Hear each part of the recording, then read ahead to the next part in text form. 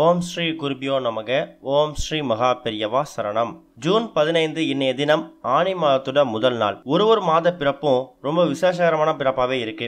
அந்த மாத பிறப்பு நாள் அன்னைக்கு விடியற்கால எழுந்து பிரம்ம முகூர்த்தத்துல விளக்கேற்றி வழிபாடு செய்யறது, கோயிலுக்கு போறது எல்லாமே ரொம்ப விசேஷம். அந்த வகையில ஆனி மாத பிறப்பானது இந்த வருடம் சனிக்கிழமை நடக்குது. சனிக்கிழமை அப்படிங்கிறது சனி பகவானுக்குரிய கிழமை. ஆனி மாதம் அப்படிங்கிறது சூரியன் மிதுன ராசிக்கு செல்லக்கூடிய மாதம். அப்படிப்பட்ட மாதத்தில் நம்ம செய்யக்கூடிய வழிபாடை பற்றி தான் இந்த பதிவில் பார்க்க போகிறோம்.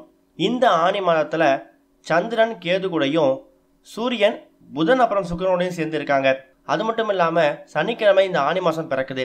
இந்த மாத பிறப்பில் நம்ம செய்யக்கூடிய எளிமையான வழிபாடு அப்படிங்கிறது சனி பகவானோட தாக்கத்தை குறைக்கிறது மட்டும் இல்லாமல் நம்மோட சுப காரிய தடைகளை நீக்கக்கூடிய ஒன்றாவும் இருக்குது.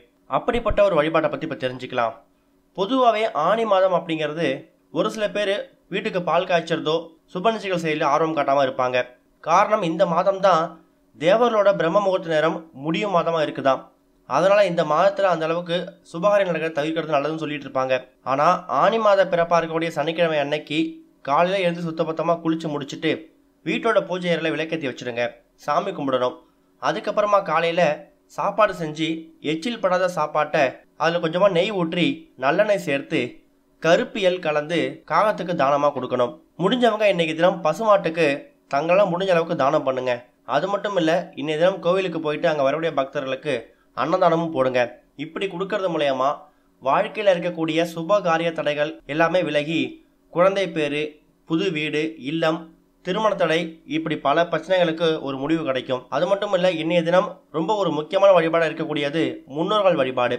பொதுவாகவே அமாவாசை தினங்களில் முன்னோர்களை வழிபாடு சிறப்பாக செய்வோம். ஆனால் இன்னைய தினம் ஆனி மாத பிறப்பு அன்னைக்கு நாம் இறந்து போன முன்னோர்களை நினைவு கூர்ந்து வழிபடுறது மூலயமாவும் அமாவாசை தினத்தில் வழிபட்ட அதே பலனை பெற முடியும். இப்படி செய்யறது மூலயமா முன்னோரோட ஆசீர்வாதம் நமக்கு பரிபூர்ணமாக கிடைக்கும்.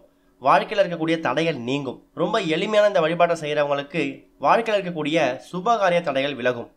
ஓம் ஸ்ரீ குருபியோ நமக. ஓம் ஸ்ரீ மகா பெரியவா சரணம்.